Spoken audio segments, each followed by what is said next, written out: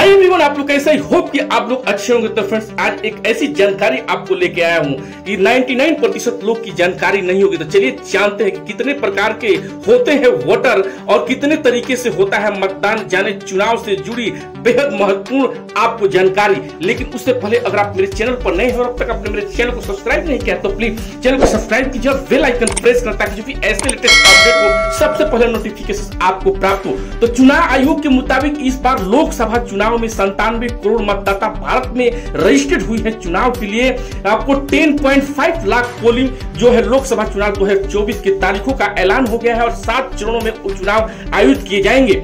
इस बार युवा और बुजुर्ग वोटरों को मतदान के लिए विशेष व्यवस्था की गई है। चुनावों से जुड़ी तमाम बातों के बारे में आप जानते ही होंगे, लेकिन क्या आपको पता है कि भारत में वोटर 3 प्रकार के होते हैं और ये 3 प्रकार के मतदाता अलग अलग तरीके से वोट डाल सकते हैं। यहाँ हम मतदाताओं और चुनावों के प्रकार तथा वोटिंग के तरीके के बारे में विस्तार पूर्वक चर्चा कर रहे हैं। इस वीडियो के माध्यम से आप भारत के नागरिक हैं, आपकी उम्र 18 साल या 18 वर्ष से अधिक है तो आपको वोट देने का अधिकार है। वोट देने के लिए आपका नाम मतदाता सूची में होना चाहिए।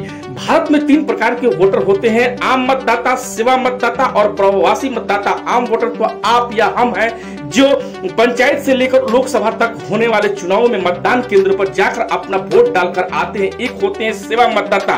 तो सेवा मतदाता क्या है चलिए जानते हैं। तो सेवा मतदाता में वो लोग आते हैं जो चुनावी व्यवस्था में शामिल होते हैं, लेकिन व्यवस्था में शामिल होने के चलते पोलिंग बूथ पर जाकर अपना वोट नहीं डाल पाते हैं। इनमें सशस्त्र बल, राष्ट्र सशस्त्र बल और विदेशी सेवा में कार्य करने वाले अधिकारी और कर्मचारी होते हैं। ऐसे वोटरों को सर्विस वोटर कहा जाता है। ऐसा कह सकते हैं कि जिनका सरकारी कर्मचारी की ड्यूटी मतदान के दौरान कहीं और लगी होती है वो सर्विस वोटर होते हैं। तो कैसे वोट डालते हैं सर्विस वोटर चलिए जानते हैं। तो सर्विस वोटर यानी कि सेवा मतदाता भले ही वोटिंग के दौरान अपने शहर या गांव में ना हो, लेकिन वो भी अपनी पसंद के उम्मीदवार को वोट डालते हैं। ऐसे लोग ईमेल के माध्यम से अपना वोट डालते हैं। सर्विस वोटर को एक ईमेल भेजा जाता है और इसमें फॉर्म 2A और फॉर्म 3 होता है। दरअसल ये पूरा एक बैलेट पेपर होता है। इसका प्रिंट निकालकर अपनी पसंदीदा उम्मीदवार को जो है सामने टिक का मार्क करते हैं और अब इसे एक लिफाफे में बंद करके अपने निर्वाचन क्षेत्र के चुनाव अधिकारी को भेजा जाता है।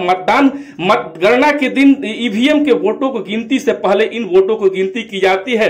और तो प्रवासी मतदाता क्या होता है चलिए जानते हैं। तो भारत में वो नागरिक जो नौकरी के, कारोबार या पढ़ाई के लिए सिलसिले में किसी और देश में रह रहे हैं और उन्हें वहां की नागरिकता नहीं ली है, वो लोग जो है लोग भी वहां वोट डाल सकते हैं। लेकिन ऐसे लोगों को निर्वाचन आयोग की वेबसाइट पर जाकर फॉर्म 6A भरना होता है। इस फॉर्म में एक फोटो, पासपोर्ट की कॉपी, वीजा की कॉपी जैसा दस्तावेज लगाने होते हैं।